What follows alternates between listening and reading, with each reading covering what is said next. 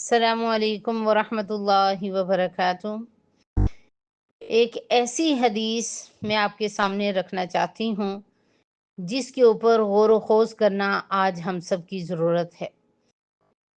عن زید بن ارقم رضی اللہ عنہ قال قال رسول اللہ صلی اللہ علیہ وسلم اللہم انی اعوذ بک من علم لا ينفع ومن قلب لا يخشع ومن نفس لا تشبع ومن دعوت لا يستجاب لها او کما قال۔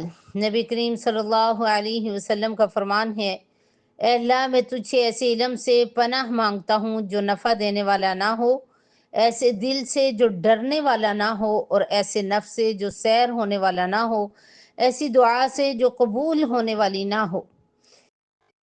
یاد رکھیے اس حدیث میں 4 چیزوں سے پناہ مانگی گئی۔ سب سے پہلے ایسے علم سے جس کے اوپر عمل نہ ہو۔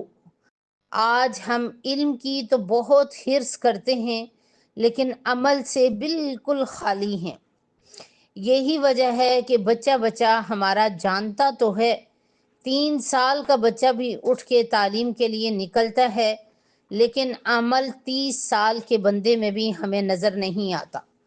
تو ایسے علم سے اللہ کے نبی نے پناہ مانگی جو نفع کی بجائے الٹا لوگوں کو نقصان دینے والا ہو، اور ایسے دل سے جو ڈرنے والا نہ ہو، کیونکہ جو دل خدا کے خوف سے خالی ہوگا وہ یقیناً لوگوں کو نقصان پہنچانے والا ہوگا اور وہ اپنے کام کو صحیح طریقے سے نہیں کر پائے گا۔ لہٰذا ایسے دل بھی ہونے چاہیے جو صرف اور صرف اللہ سے ڈرنے والے ہوں، جن کے اوپر کسی کا کوئی دبدبا روب نہ ہو، صرف اللہ سے ڈر کے وہ اپنی ذمہ داریاں پوری کرنے والے ہوں۔ پھر اللہ کے نبی نے تیسری جگہ پہ ایسے نفس سے پناہ مانگی جو سیر ہونے والا نہ ہو، یعنی ایسا نفس جو حرص، طمع اور لالچ سے بھرا ہوا ہو، اور جو چیز بھی مل جائے وہ اس کو کم ہی سمجھے۔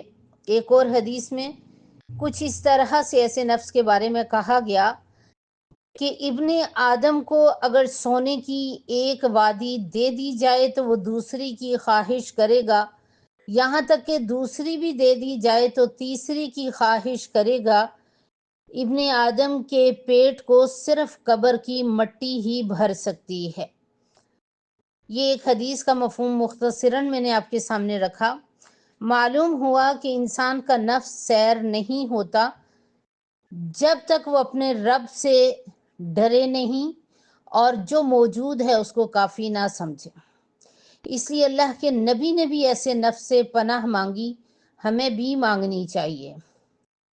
اور چوتھے نمبر پہ اللہ کے نبی نے ایسی دعا سے پناہ مانگی جو قبول ہونے والی نہ ہو، یعنی اللہ رب العزت سے صرف دعا کرنا کافی نہیں بلکہ اس کے بعد اس کی قبولیت کے لیے بھی دعا کرنا اور امید رکھنا یہ ضروری ہے۔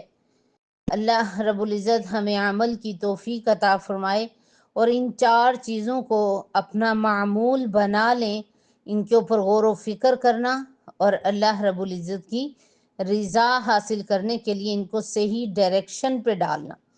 واللہ اعلم بالصواب۔ السلام علیکم ورحمۃ اللہ وبرکاتہ۔